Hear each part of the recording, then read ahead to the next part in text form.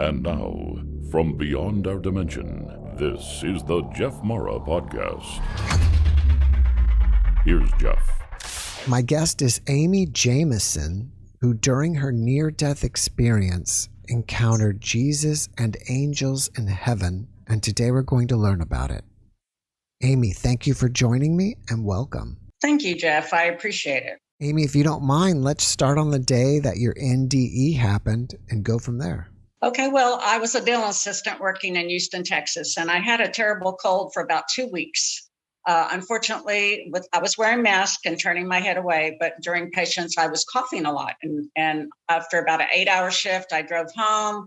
I was driving home. I felt like a heaviness in my left arm. And I thought, well, maybe I'm having a heart attack or something. So I pulled over, called my husband on the telephone, because at that time I didn't have a cell phone. And I told him, be on the lookout for me. I got home. He wasn't really looking out for me, unfortunately. But I went home. I cooked dinner, actually did 6 loads of laundry and cleaned the house. And he helped with that. We were in a 2-story apartment. And then I was a smoker at that time. So I was smoking cigarettes. I sat down to smoke some cigarettes and my chest felt really, really tight, like it was very difficult to breathe. So I put the cigarettes down and I turned to my husband and I said, please take me to the emergency room or call me an ambulance. I'm really having trouble breathing. He looks at me and says, well, there's nothing wrong with you. You're a hypochondriac. So he ignored me. And after about the 3rd request, I said, I really can't breathe well. Please call me an ambulance. Well, he didn't move. And he just said, there's nothing wrong with you. So I got up and called the local emergency room doctor. And he said, is someone there with you? And I said, yes, there is. My husband's right here. He goes, put him on the phone. He was on the phone and his eyes got real big. And then he slammed the phone receiver down and said, let's go. I said, well, what did he say to you? He said that he could tell from talking to me that I was struggling very badly to breathe. And that if I did not get you there in time, if you die along the way or even at the hospital in process, I would be held totally responsible. I said, great. So we get to the emergency room and they x-ray me and check me out. And sure enough, I had a collapsed lung with walking pneumonia and pleurisy where my lungs filled up with fluid. I was going to have a chest tube inserted in the left side of my chest in order to get the fluid out so that I could breathe. So they prepped me for the procedure. They got started. And after they cut the incision, everything went black. For about 3 minutes, it was actually. I remember being just in vast darkness. My eyes are open and I'm looking around. I can see a really tiny white light at the end of my toes. But near my heart area, I saw what looked like to me to be a very tall spirit dressed and wrapped like a mummy in all black with his arms stretched out. It was as if I myself, my soul, was a miniature version of me inside my own body, going from my head, exiting down around this person who I thought I avoided and out to the end of my feet. When I went out my feet to the white light, the whole room illuminated, and I was actually at the ceiling in the intensive care operating room where I was being operated on. And the doctor was saying, time of death. And he repeated the time of death. And the nurses, 2 nurses were standing there and they said, it's such a shame. She was so young. And I heard everything they said. I saw everything they did. And then I turned around. And when I turned around, I could see 2 angels to the left of me. It was like we were standing in the clouds per se, but not that far off the floor. And the 2 angels to the left of me, it was a little girl with long blonde hair. She was probably about 8 years old. And she had on a white robe and sandals. And to her shoulder, on her right shoulder, which was my left vision, there was a baby angel in a diaper. He had, I don't know, reddish blonde hair with wings, and he was little, and he was holding on to her robe as if he was tugging and playing with her and just laughing. And then I look to my right and I see 3 spirits of deceased relatives. They all passed anywhere from their mid-60s to their late 70s, but they looked very much to be in their 40s. And I recognized them. When I'm looking at them, it's like looking at a version of myself, because I looked also at myself. And it was like the same me, but in a ghostly form without body mass per se, to say it like that. So I was so happy to see my relatives, and there was a golden bright illuminating gold light behind them that I tried to go to, but I couldn't get to that light. All of a sudden, it was as if I was whisked right in front of me, and I was standing before Jesus himself. He had the long brown hair. He had on a white robe and brown sandals. And he looked at me and he was speaking to me, but his lips weren't moving. It was as if we were speaking mind to mind. And he said, "You have to go back. It is not your time." So he raised his right arm. And when he lowered his right arm, I was back inside my body under a white sheet in the operating room. And there was a priest standing beside me on my right. And I blew on the sheet because I could feel someone there. And I knew that when I left my body, I saw my last rites.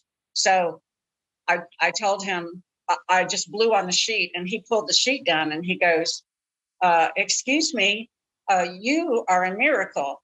You were dead." He goes, "You've had an experience. Please tell me about it." And I said, "Well, I'll be happy to tell you about it, but I'm really angry."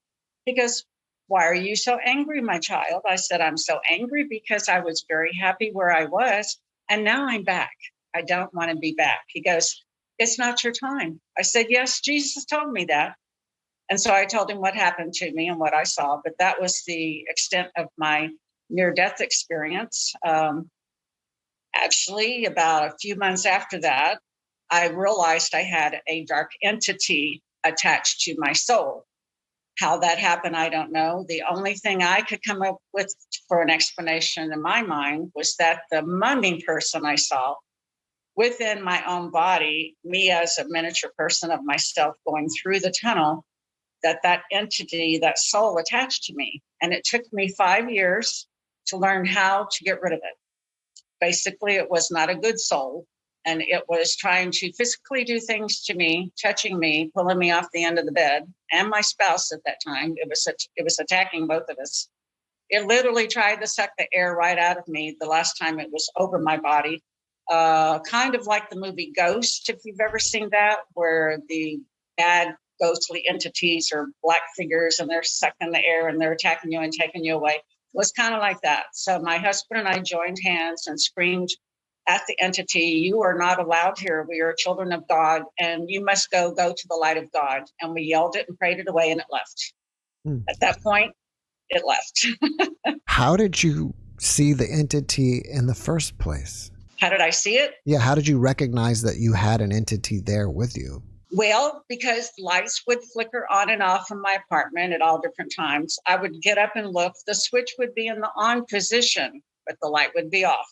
And the bulb would be perfectly fine. I'd even put a new bulb in, and it would light, but then it would go dark immediately. There would be things that would happen. I had very bad empathic feelings that there was something wrong, that there was someone there with me, like someone with me, watching me, beside me, behind me.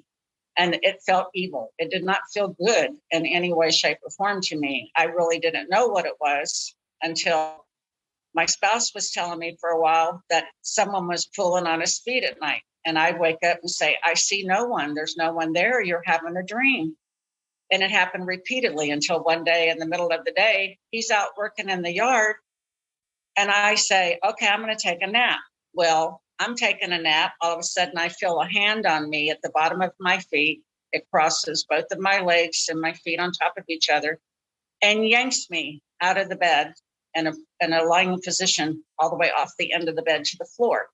Of course, I get up and I'm like, okay, I don't know how that happened. And I felt it, but there was no one there. I could see no one.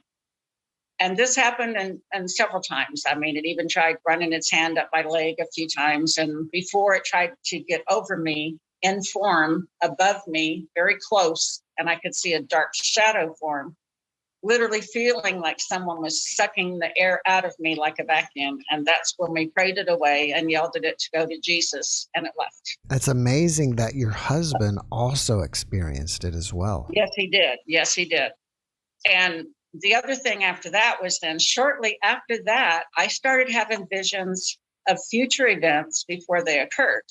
Those future events would all be involving direct family members, siblings, and or very, very close friends, where I would have a repeated what I would call a nightmare, and it would repeat night after night after night. And I didn't know, what do I do with this? How do I get rid of this nightmare? How do I make it stop? Because they weren't good things. They were stabbings, kidnappings, just all kinds of fires, all kinds of things. And so I decided one day, okay, maybe if I tell the person that I see in this dream what I saw, it'll stop.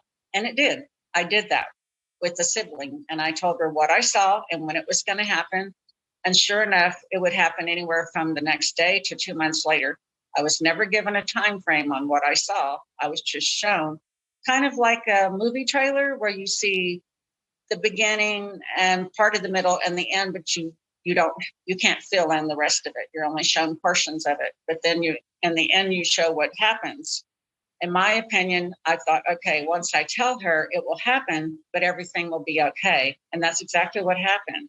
So from that point forward, I became known as the messenger, per se, where I was given visions of things that were going to occur, and they did occur. And in the end, even though they occurred, the part I wasn't shown was the good part that happened after I told them about it. I don't know if that was the whole point of the vision that I was being shown, was to stop the bad stuff from happening to them, like death.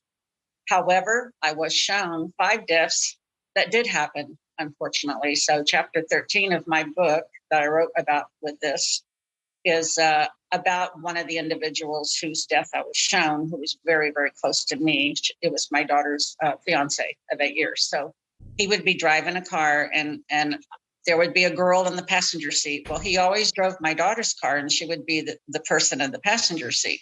But in this particular vision, I was not shown the face of the person in the passenger seat, only him driving and what would happen to both of them. And I felt if I told him or her what was going to occur, that picture of that face on that girl in the passenger seat would be my daughter. So I told no one about that one except for my spouse, because he woke me up, standing up, sound asleep, saying, "What is wrong? You're sound asleep, standing in the middle of the floor screaming." And I told him, and I said, "We have to keep this a secret." So we did. It happened exactly as I saw it. Luckily, it wasn't my daughter, but it was another girl. Did you ever see visions of the future that were good things, like someone winning the lottery or something? No, but interesting you asked me that, because in the very last chapter, it's about me. I said, and my opinion, the people who were giving me these visions were what I would call the ancestors of heaven. They guard over a huge building in heaven that holds all of our records. And this is the people who were telling me what was going to happen in my life.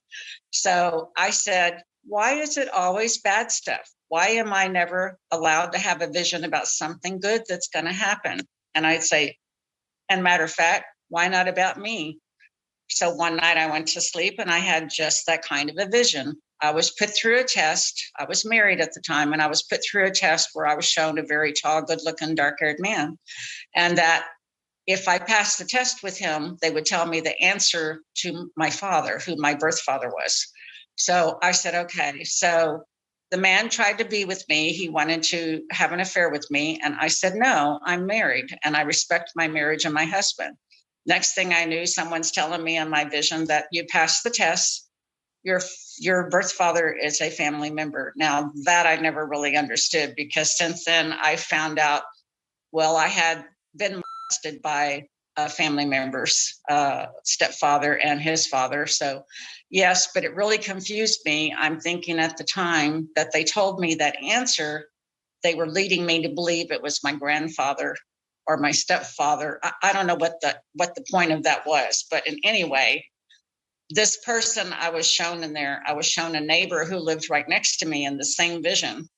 And he waved to me and flirted with me a lot. And he had the name of a license plate said, "Take Hold," on the back of his black car.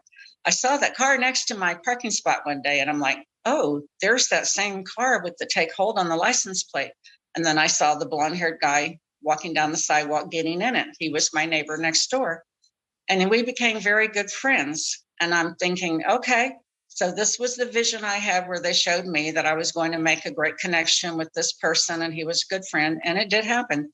And that was the only good one I ever had. I don't know why we're not supposed to have really great ones and why we have to be messengers of all the bad stuff. But that's just the way I found that it is. Maybe they're just either warnings or, I guess. Yeah. or even a way to try to prevent bad stuff from happening. Right. Right. And that was all I could come up with. Over time, I just learned to accept it. But it was very difficult because in all of that time, we're talking a 44-year time span from the time it started, because I had my near-death experience at age 23. So the book I wrote was about 44 years of different visions that I had, which occurred, and how I felt about them and how it affected me. And actually, that book took me on a advertising journey online that took me to a college that I graduated from, a 4-year program in 3.5 years, mind, body, spirit, holistic based, where I improved everything about myself for the better. So I'm very happy about that. If we go back to your NDE, do you have a feeling that you possibly knew who the angels were? Yes, I did, actually. The little girl and the little boy that I saw, the baby, the little 8 to 10-year-old blonde-haired girl and the little baby. Well, their father, we were divorced and we were sharing custody. They would fly back and forth twice a year from California to Texas, where I was.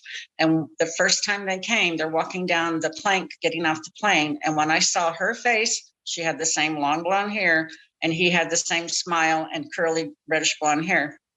I believe and I felt at that moment that those angels that I saw, those were my 2 children that I was looking at right now. And that was part of the reason why I was not done on earth yet.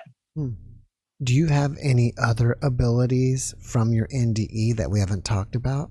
Yes, actually, I'm very empathic, where like if I were speaking you for a good 20 to 30 minutes and doing what I would call a little mini interview with you for a hypnotherapy session, because I became a master life coach and a hypnotherapist, as well as a non-denominational ordained minister. I used all of those tools, I call them, in a hypnotherapy session with you, where I will discover within our first 20 to 30 minute conversation, keywords that you use to describe your ideal life, what you think your life purpose is. And I will help bring out your life purpose for you personally.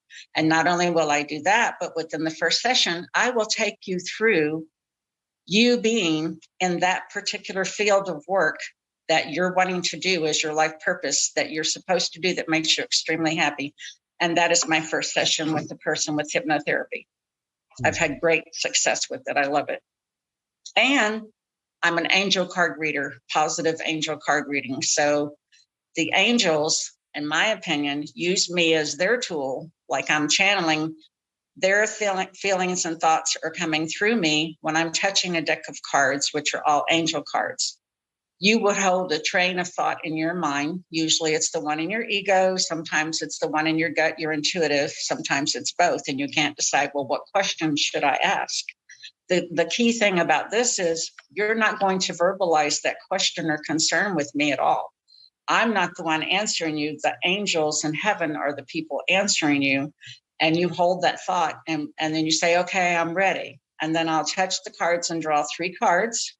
When I touch certain cards in the deck, as I'm shuffling them, I feel this one, and this one, and I'll pull them out. And I want to turn them over and I read them with you. And any feelings I get, I interject my empathic feelings on that particular card with you to say, okay, this is what I see about the situation. Again, remember, I don't know the question. So I'm going based on my feelings that I get empathically, like they're coming up from my gut and my intuitive, and reading into what your card says. In other words, I'm helping explain that card, the meaning of that card for you, even though I don't know your question or your concern because you don't tell me. So that I physically, my ego will not play into your answer. I have no way of knowing what your question was. If you wish to share it at the end, I'll say, if you would like to share, go ahead. If you don't, you don't have to. The reading is for you from the angels. I'm just the tool they use. I'm a messenger. I'm not the person giving you the advice. Did you become more religious after your NDE since you encountered Jesus? No, actually, I was raised a strict Catholic growing up all of my life. I went through catechism, the communions, the confirmation, every step that you could be to become a Catholic, a Christian. And I fully believed at all times about Jesus, Mary, and God and the angels. I always believed. What happened was when I went to heaven and when I came back, I became less religious and more spiritual. And my meaning of that, my definition of that is I connected more with Jesus, God, and the angels than I ever would have in a religion per se, because it was up close and personal. I was talking to them like I'm talking to you, like I knew them forever when I was in heaven. Even though it was only 3 minutes, to me, it felt like a lifetime. From what we've already talked about, how else did your life change after your NDE? Oh my goodness. Well, my life changed so much for the better after my NDE, because I was more connected to the afterlife than I ever had been before. I did, growing up, always have like a deja vu of many different places that I've been and people I'd met, but I could never connect it until years later. It took me on a journey where I had written things about everything that happened to me for 40 years. And one night in a vision, I was told, you have the material, write the book, get it out in 3 months. In 6 months, you'll be advertising it. And I did exactly that. And it told me exactly how to start. And I wrote the book called Visions from Above, My Journey and My Destiny by Amy Jamison. And that's my pen name, Amy Jamison. But that's 44 years worth of visions and things that occurred, the messages I delivered and what happened with those messages. I still get visions, but what that also did was spiritually, I became a better person and less judgmental. I became, I would say, more of a Christian than I ever was prior to that, in my understanding. It also took me to college. I never went to college, so I went to a holistic college, mind, body, spirit in Tempe, Arizona, and I graduated as a master life coach, hypnotherapist, a non-denominational ordained minister, and of course, I'm a published author of the book. And by day, I'm a nanny. So my life is pretty full most of the time. What do you think inspires you about your NDE? What inspires me about my near-death experience? Mm-hmm. Okay, well, people ask me this question in a different way, and they say to me, if there were one thing that you took from your near-death experience, what would that be? I said, here's what that is. What that would be is what it is. It's this. Let's say you and I were related, maybe brother, sister, and we had a horrible fight one night, and the very next day, one of us passed away. The person left behind is horrified because they never got to say, I'm sorry, or I love you, or I didn't mean that. And they are the ones who suffer, the ones left behind. But what I can tell you from my own experience, when my soul left my body, there was no attachment to my body or to the feelings, persons, places, or things left behind. The only feelings I had were extreme happiness, bliss, no worries in the world, no negativity. So anything you had said to me the night before, gone, forgiven, done. I took nothing with me but love. And if I have anything to say to people about near-death experiences, that is what I will say to you. There is no stress. There is no worry. There is no negativity. There is no disability, no horror, no drama. That's all on earth, not in heaven. If you encountered somebody who's grieving over losing someone, would you, let them know that, hey, your loved one's okay on the other side? Yes. I actually did a hypnotherapy session on a lady who was grieving terribly for the loss of her husband she was married to for so many years. And I took her through a hypnotherapy session. She had two adult daughters still living, and she just wanted to see him, and she just needed to see and feel her husband. So in her hypnotherapy session, I took her on a journey through a beautiful garden, and it connected to a beautiful waterfall. And behind the waterfall was a rock. She would walk over through the waterfall and sit on the rock. And there was a pot of gold there. There was the most gorgeous rainbow over it. She reached down and picked up 3 coins from the pot of gold. The pot of gold. Each coin represented her daughter and her spouse. Then there was someone standing, kind of floating behind her. It was her husband. And he was there to tell her that I am always with you. I will always be with you and watch over you three. And I love you very much. And when I brought her back from that hypnotherapy session, she was a changed person for the better. She felt so great. She's still going through the grief, of course, but in a better way, because now she says, and I said, grab the coins and bring them back with you. So in her hand, she's feeling she has the coins so that whenever she gets stressed or depressed or grieves too much, she goes into a room, she looks at the coins, and she remembers that particular journey and how her husband told her, I'm always with you and I love you. And she felt very blessed to have that session from me. During your hypnotherapy sessions, have you ever encountered people's past lives or extraterrestrials? No, never. I will say this, though. The spouse I was married to at the time of my near-death experience, he didn't believe, he was not religious in any way, and he did not believe there was a Jesus or a God in a religious sense. He believed their aliens were a superpower, and that was who Jesus was. At the time, I used to call him crazy for years. And then as I thought about it later in my life, I'm like, well, Jesus does have superpowers. Jesus is amazing. He is super advanced. So who's to say? Who's to say that he is not, per se, an alien made to look what we were raised to believe Jesus looked like in our own particular faith?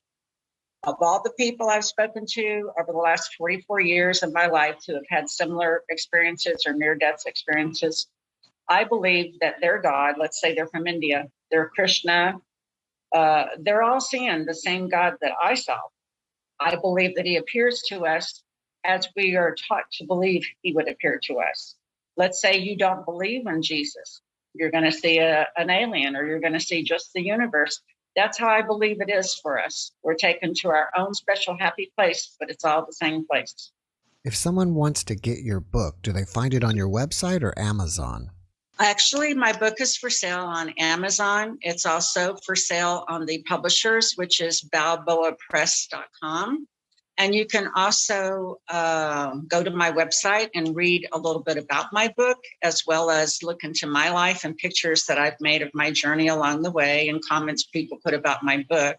My website is www.CherieAZ.com. So it's CherieAZ.com. And that's the website that I have for my book. I also did a couple of videos on there about a sermon about the meaning of the Wizard of Oz was one of them that I did. So people are welcome to go look on my website, see my pictures and about me, and read a little bit about the book. If you go on Amazon.com, the first chapter of the book is a free read. Are you working on anything else right now that you want us to know about? Actually, yes, I'm working on a sequel book. I don't have the name down for it yet. I actually have 3 books in me right now that I'm started on 3 different books at one time here. One's the sequel to visions that I've had, and a lot of things occurred at a house in Arizona, which I'm not going to tell you the name of the book, but let's just say it's about Duke, D-U-K-E, and it's a bunch of weird things that happened at this one house, visions I saw and things that occurred. Yes, very interesting, very detailed. Another book I'm writing on is I didn't find my birth father until I was 69. He had already passed away, but as a result, I have 7 siblings that I didn't know about.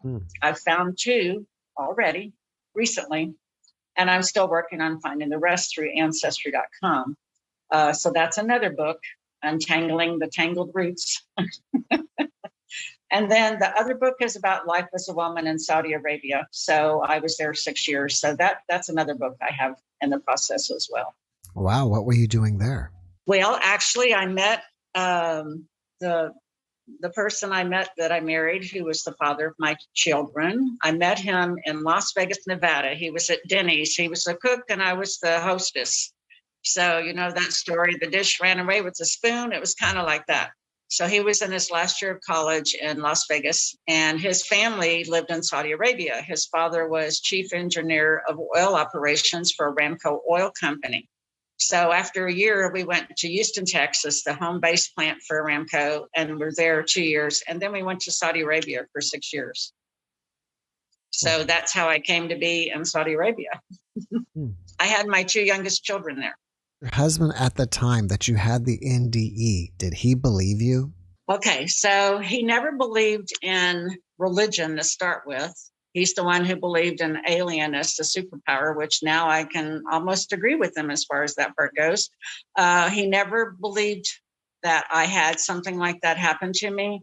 And I don't know if he ever will right now at this point, because I believe what blocks people from connecting with their own intuitive is trauma, drama, negativity, alcohol, and drugs. So he's in the alcohol mode.